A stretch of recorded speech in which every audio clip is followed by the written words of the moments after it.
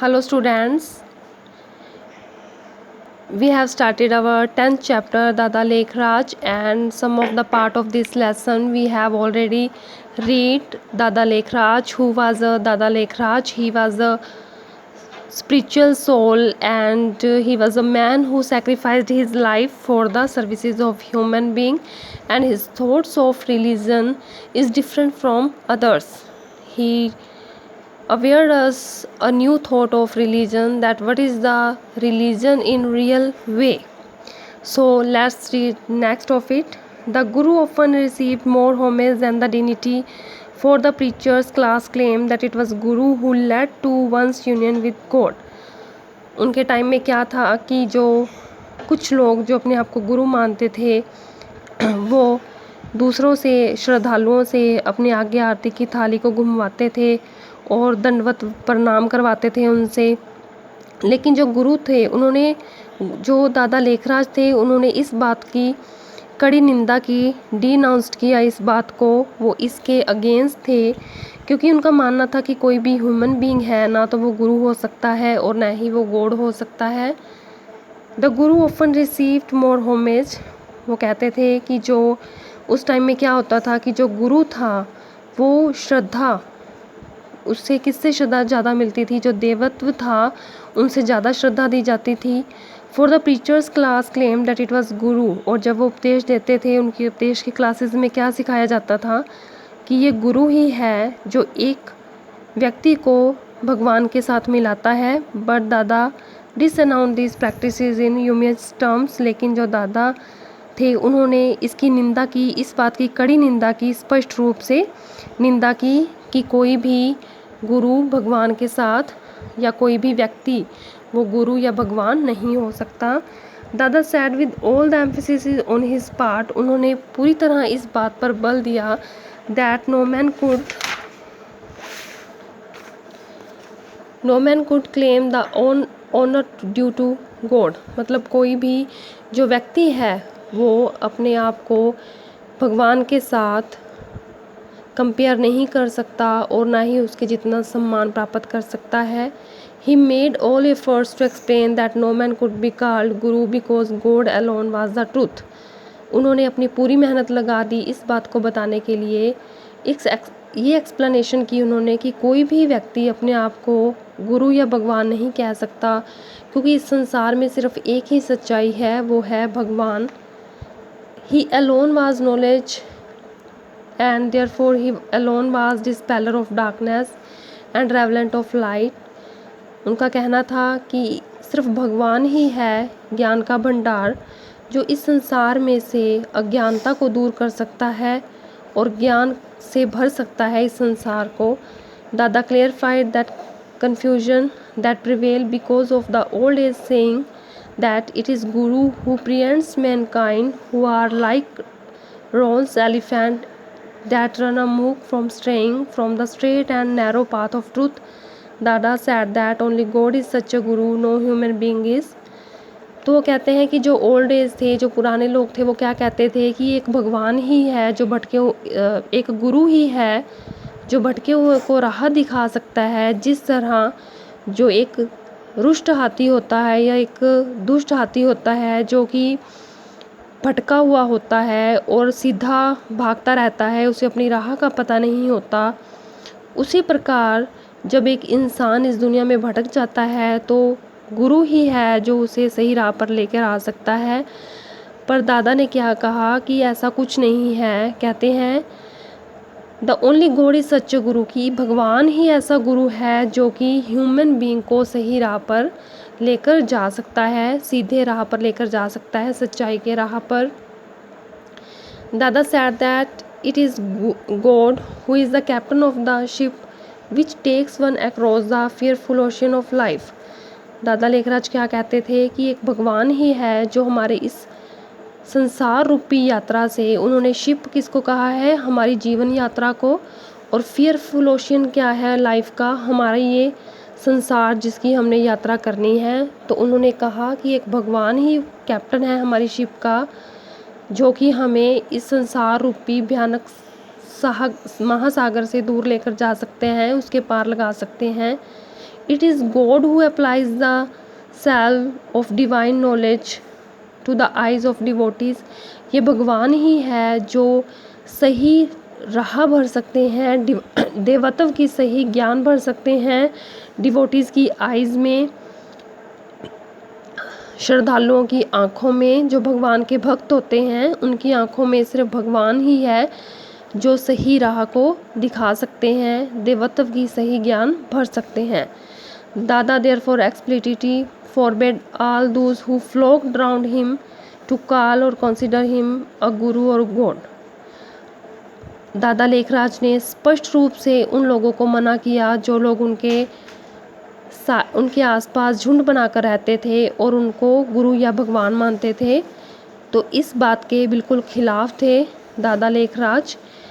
He vehemently disannounced the age-old practices, saying that the preachers who claimed themselves to claim to be guru or god had deflected man's mind from God and had thus done a great disservices. उन्होंने जोरदार आवाज़ में कहा या कड़े शब्दों में निंदा की कि जैसे पुराने लोग कहते थे कि ये उपदेशक ही हैं, who claim themselves to claim भी, जो अपने आप को क्या बताते हैं, गुरु, जो उपदेश देते हैं या अपने आप को भगवान कहते हैं, and deflected man's mind from God and thus done a great disservices. इनका कहना है कि जो लोग कहते हैं कि जो गुरु है वो भगवान है, तो वो क्या करते हैं कि जो रियल मायने में जो लोगों के अंदर भगवान के लिए श्रद्धा होती है उसको विचलित कर देते हैं और भगवान से दूर लेके चले जाते हैं, जो कि वो क्या कर रहे हैं, एक मायने में वो लोगों का नुकसान कर रहे हैं। ये बात सही नहीं है कि वो भगवान के करीब ले जाने की बजाय एक इंसान को ही गुरु मानकर उसे भगवान मान रहे हैं। He strictly forbade all to prostrate unto him or touch his feet. उन्होंने कड़े शब्दों में मना किया अपने श्रद्धालुओं को कि वो दंडवत प्रणाम, दंडवत क्या होता है कि गुरु के चरणों में लेट जाना और नमस्कार करना, कि वो ऐसे नमस्कार करें या उनके फीट को टच करें। In those times there were people who drank water in which guru feet had been washed. उन दिनों में क्या होता था, लोग वही पानी पीते थे जिनसे कि गुरु के चरण धोए होते थे, मतलब जिसको वो गुरु मानते थे उनके जिस पानी से वो फीट वॉश करते थे, धोते थे पैर, उन्हीं को वो पी जाते थे और उन्हें क्या कहते थे, चरण अमृत। Some even took the betel chewed by the guru as प्रसाद। कुछ लोग क्या करते थे, जो पत्ता गुरु चबाते थे उनके मुंह से निकला हुआ पत्ता वो क्या करते थे, चबाया हुआ पत्ता प्रसाद के रूप में खाते थे। दादा minds no words to condemn this unclean, nasty and mean practices। जो दादा लेखराज थे उनके पास वर्ड नहीं थे इसकी निंदा करने के लिए, क्योंकि मतलब इसका इट मीन्स कि उन्हें बिल्कुल भी पसंद नहीं था जो भी समाज में चल रहा था, धर्म के नाम पर जो भी लोगों के साथ, श्रद्धालुओं के साथ अन्याय चल रहा था, वो दादा को पसंद नहीं था। ऐसी अनक्लीन, नेस्टी, गंदी एंड मीन प्रैक्टिसेस, इस तरह की जो लोग अपने आप को दिखाने के लिए करते थे, अपने आप को वो भगवान या गुरु दिखाने के लिए करते थे, उन्होंने एक साधन बना रखा था, तो ये दादा लेखराज को बिल्कुल भी पसंद नहीं था। ये क्या मानते थे वो कि एक अंधविश्वास है। He is doing this he even incurred the wrath of many gurus. तो ऐसे किए गए काम उन्हें बिल्कुल भी पसंद नहीं थे और उन्होंने बहुत गुरुओं को देखा ऐसे करते हुए, जो कि उन्हें बिल्कुल भी अच्छा नहीं लगता था। What does the phrase God possessed mean? ये कहते हैं कि एक phrase है God possessed, इसका मतलब क्या होता है। Let's read.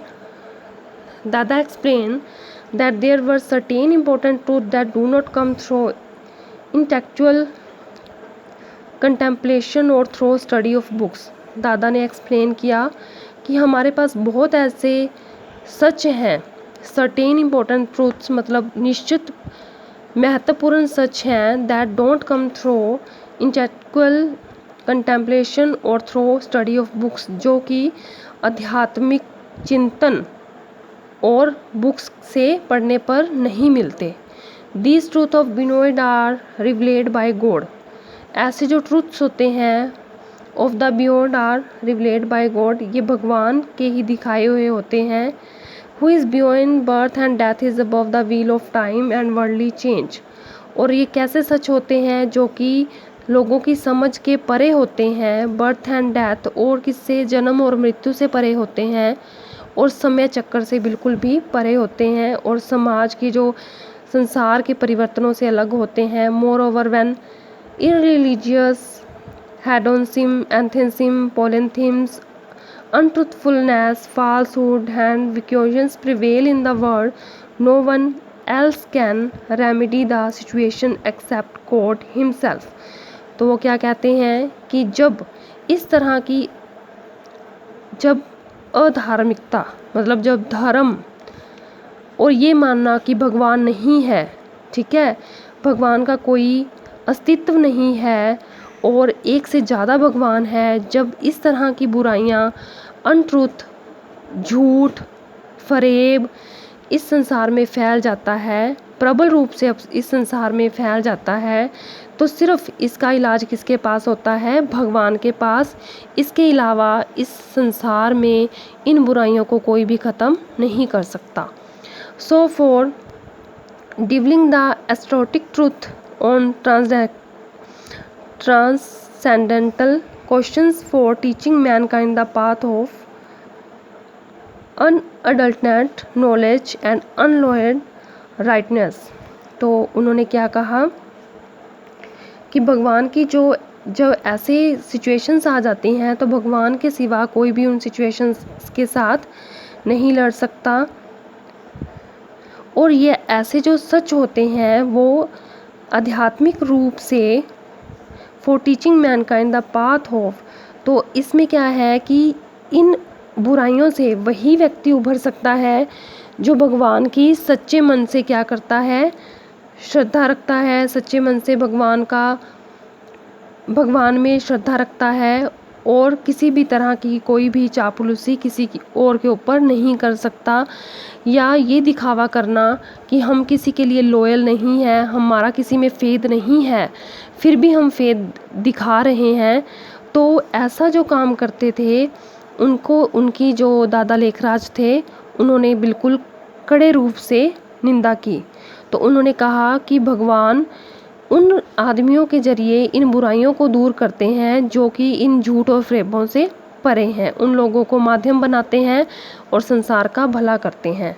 The human medium is neither God और नॉर अ गुरु, कोई भी व्यक्ति ना तो भगवान हो सकता है और ना ही गुरु हो सकता है। ही इज़ ओनली इंस्ट्रूमेंट, वो सिर्फ एक साधन है। He is only God vehicle, और शिव नंदी वो क्या है? भगवान का व्हीकल है एक तरह के, कि जो ये कहते हैं कि हम गुरु हैं या हमें भगवान ने भेजा है। तो दादा लेखराज क्या कहते थे कि वो गुरु नहीं थे, वो सिर्फ एक भगवान के व्हीकल थे। मीन्स कि भगवान हर जगह पहुंच नहीं सकते, तो वो अपना एक साधन भेजते थे। तो वो कहते हैं शिवा के जो शिव भगवान थे, उनका जो नंदी था, उसकी तरह जो गुरु हैं धरती पर, जो अपने आप को गुरु कहते हैं, वो भगवान नहीं है, वो गुरु नहीं है, वो भगवान के द्वारा भेजे हुए एक साधन ही है। ही thus clarified his position saying that he was mere Nandi. उन्होंने अपनी सिचुएशन को, अपने पोजीशन को, स्थिति को बताया कि वो क्या है, वो एकमात्र क्या है? नंदी हैं।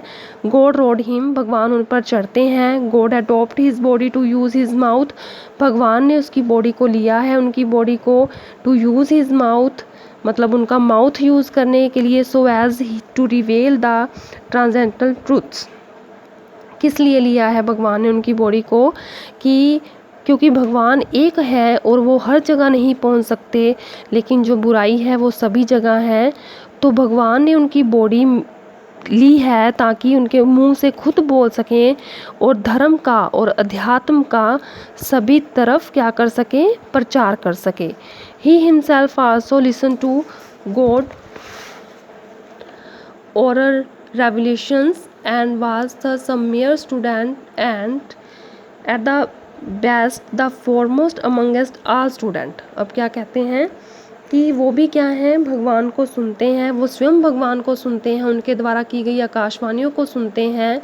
And he was thus a mayor student, वो सिर्फ एकमात्र विद्यार्थी हैं। एट बेस्ट अपने आप में है वो भगवान के कौन से विद्यार्थी हैं, सर्वोत्तम विद्यार्थी हैं, the foremost amongst all the students, और सब विद्यार्थियों में जैसे क्लास का मॉनिटर होता है तो वो कहते हैं वो एकमात्र सिर्फ क्या है, मॉनिटर ही हैं। He was not a God but God servant और सर्वेटर, वो भगवान नहीं है बट वो भगवान के क्या है, सर्वेंट हैं, सेवक हैं। अ खुदाई खिदमतगार, जिसको उन्होंने क्या नाम दिया, खुदा का खिदमत करने वाला। He was not a master और स्वामी, वो ना तो मास्टर है ना वो स्वामी है। Which titles to according to him refer to God only, उनके अनुसार ऐसे जो टाइटल हैं वो किसे देने चाहिए, भगवान को, सिर्फ भगवान ही सबसे ऊपर है। Speaking of himself he sad that he was only a God possessed man, वो क्या कहते थे कि वो सिर्फ क्या है, गॉड पोजेस्ड मैन है, भगवान के भले इंसान हैं। For he had now nothing of his own, वो अपने आप में कुछ नहीं है। He had surrendered his heart to God and God had taken possession of his body and intellect as a tenant take possession of a house, वो क्या कहते हैं कि वो सिर्फ गॉड पोजेस्ड मैन है। ही हैड नथिंग, वो कुछ भी नहीं है, उन्होंने अपना सारा कुछ भगवान को सरेंडर कर दिया है, भगवान को समर्पित कर दिया है, और भगवान ने उनके पूरे शरीर पर अपना अधिकार कर लिया है, अपने शरीर पर और उनकी बुद्धि पर। ठीक है, तो अब उनका घर क्या है, उनका जो शरीर है वो क्या बन चुका है, भगवान का हक हो चुका है, उस पर भगवान का घर बन चुका है। So in his body were two souls, तो उनकी बॉडी में क्या है, टू सोल्स हैं। One was his own self, एक उनकी खुद की है, and other was supreme soul who overloaded him and his body, तो वो क्या कहते हैं कि उनकी बॉडी में टू सोल्स हैं, एक उनकी है और एक सुप्रीम की है, मीन भगवान की है, जिन्होंने उनकी बॉडी को क्या कर रखा है, पूरी तरह से कवर कर रखा है। It was in this sense that he was a God possessed man, मतलब वो वही काम करते हैं जो भगवान करवाते हैं उनसे, वो दुनिया के भले का काम करते हैं और धर्म की सही पहचान बताइए कि धर्म क्या होता है।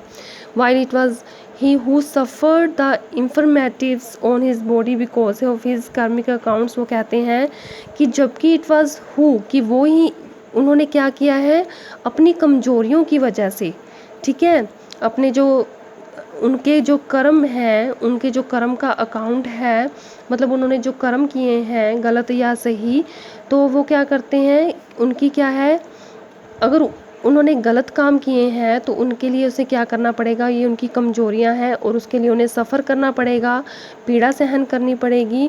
God who is above all karmic accounts, भगवान जो सभी कर्मों से क्या है, ऊपर हैं।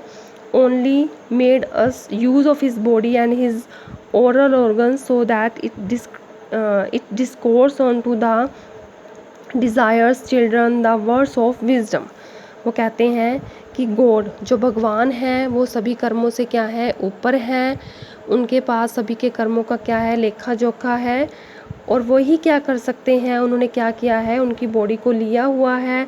हिज ओरल ऑर्गन, वो क्या करते हैं, उनका मुंह यूज़ करते हैं प्रवचन देने के लिए, और किनको प्रवचन देने के लिए, जो कि इच्छुक हैं उन्हें सुनने के लिए, भगवान अपने बच्चों को क्या करते हैं, उनके मुंह से ही प्रवचन देते हैं, द वर्ड्स ऑफ विजडम, बुद्धि भरे शब्द। Sometimes he went to extent of saying that he was a wayward child who wandered about the countryside and had later risen to be a jeweler, but it was God who had blessed him too with gems of golden knowledge. वो क्या कहते हैं, कोई sometimes कुछ कई बार वो अपने आपको क्या कहते हैं, we went to the extent of, वो इस सीमा तक अपने आप को कहते हैं कि वो सिर्फ एक बच्चे हैं, चाइल्ड हैं, जो कि रास्ते पर जा रहे हैं, इधर उधर घूम रहे थे, and had later reason to be a jeweller, और बाद में क्या बन गए, एक ज्वेलर बन गए। लेकिन वो भगवान ही था हु हैड ब्लेस्ड हिम, जिन्होंने उन्हें जिनको उन्होंने ब्लेस किया और उन्हें क्या बना दिया, एक नगीना बना दिया, किसका, ज्ञान का भंडार बना दिया। So humble and straight forward was दादा ऑन दिस पॉइंट, तो इस तरह जो दादा लेखराज थे वो सीधे और स्पष्ट थे अपने पॉइंट्स को कहने में, अपनी बात को कहने में। तस दादा मेड नो प्रिटेंशंस अबाउट हिमसेल्फ, इस तरह उन्हें अपने आप पर कोई भी गर्व फील नहीं होता था, कोई भी अभिमान फील नहीं होता था। He didn't give to himself the airs of guru God as is the fashion prevalent today, तो उन्होंने कभी भी अपने आप को एक गुरु और भगवान नहीं बताया, जैसा कि आजकल की दुनिया में आम हो रहा है, एक फैशन बन चुका है। He plainly spoke the truth that he was a medium to God. वो बड़े एक सीधे स्पष्ट शब्दों में कहते थे वो क्या है, भगवान का एक माध्यम है, कि भगवान ने सिर्फ उन्हें जनता की सेवा के लिए भेजा है। Yet in keeping with H son shows father Dada own lifestyle, his own outlook and his own acts were revealing too. The inspired people of divinity, yet in keeping with H, son always shows father Dada's own lifestyle, his own outlook and his own acts were revealing too. They inspired people to divines themselves. They led the people from darkness to light. It is true that he had acquired knowledge from the God who oracled through him, and metaphoresis also he had occurred in his life was due to God guidance. Yet it would be no exaggeration to say that Dada had imbibed those teaching fully him in so much so that his own uttering and doing were no less a source of enlightenment and elevation. He had a spiritual magnetic of a kind, was a loving inspiring personality. तो इसमें क्या कहते हैं कि yet in keeping with age की हमारे जैसे समाज में एक सच्चाई फैली हुई जनरल ट्रूथ है कि जो बेटा है वो अपने बाप जैसा ही होता है। तो वैसे ही जो दादा की थी उनकी खुद की लाइफस्टाइल थी, खुद की आउटलुक थी, सब कुछ खुद का था, और उन्होंने हमेशा इंस्पायर किया लोगों को कि वो भगवान को अपने अंदर खोजें। उन्होंने लोगों को अंधेरे से रोशनी की तरफ लेके गए, अज्ञानता से ज्ञानता की तरफ लेके गए। वो ज्ञान का भंडार थे और उन्होंने समाज में फैली हुई सभी बुराइयों को दूर किया, धर्म के रूप को बदला और धर्म की पूरी क्या कर दी, काया पलट कर दी। वो अपने आप को क्या मानते थे, एक मीडियम मानते थे कि भगवान के लिए भगवान का एक वो साधन मात्र है, वो भगवान या गुरु नहीं है। उनके जो खुद के वर्ड्स थे और बट वो क्या कहते थे कि ये वर्ड्स किसके हैं, भगवान के ही हैं। भगवान ने उनको एक साधन बनाया है ताकि वो लोगों की भलाई कर सकें। तो उन्होंने क्या किया था कि इस रूप से, भक्ति के रूप से उन्होंने क्या करी थी, इतने अपनी पूरी तरह से चढ़ाई कर ली थी, पूरा उनके पास भगवान का दी हुई नॉलेज थी, और उनकी जो uttering and doings for no less a source of enlightenment and elevation, और उनकी जो शिक्षाएं थी वो क्या थी, बहुत ज्ञानदायक थी, प्रेरणादायक थी। He had spiritual magnetism of a kind, वो एक तरह का चुंबकत्वीय पर्सनैलिटी थी। जिस तरह चुंबक लोहे को अपनी ओर खींचती है, उसी तरह जो दादा लेखराज को लोग सुनते थे वो उनकी तरफ खींचे चले जाते थे। उनकी जो पर्सनैलिटी थी वो क्या थी, लविंग, इंस्पायरिंग, प्रेरणापूर्ण थी। वो एक अद्भुत पर्सनैलिटी, एक अद्भुत व्यक्तित्व के प्राणी थे। Thank you and have a nice day.